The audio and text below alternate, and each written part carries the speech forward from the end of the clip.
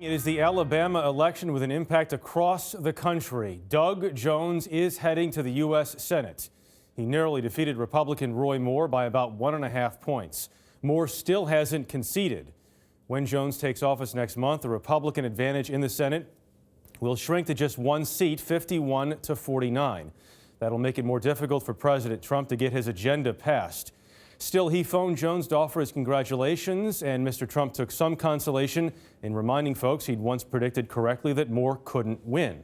We begin tonight with Manuel Bojorquez in Alabama.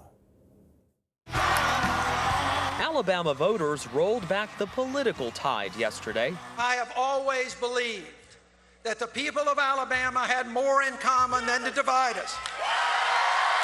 Doug Jones won, but not because Roy Moore's supporters stayed home. Steve Flowers is Alabama's leading political analyst. The rural white voters voted very heavily. And very heavily for Roy Moore. They did, but they were offset by an astronomical turnout of African-American voters. Exit polls show a whopping 96% of African-American voters chose Jones. He also won two other key demographics, women and younger voters, like Zoe Austin, who voted in her very first Senate race. I wanted to vote on the side of right to show that there is some good still in the hearts of the people of Alabama. Jones was able to energize a traditionally weak Democratic network here. We're going to make this happen, guys. He was buoyed by millions in outside money and outspent Moore on campaign ads by 5 to 1. Will we make their abuser a U.S. Senator? His campaign says supporters knocked on 300,000 doors and made more than 1 million phone calls.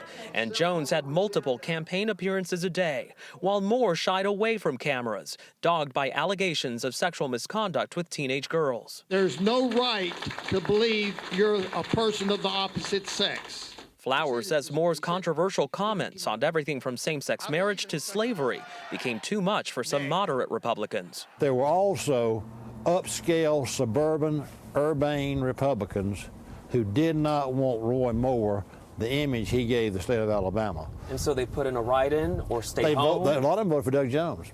Lifelong Republicans like Monica Wesson. You have a teenage daughter. I certainly do. How heavily did those allegations weigh in your decision? Very heavily, very heavily. I would say that was the majority of my feelings.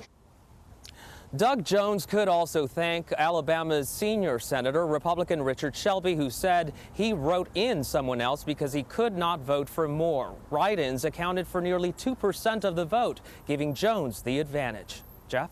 Manny, thank you very much.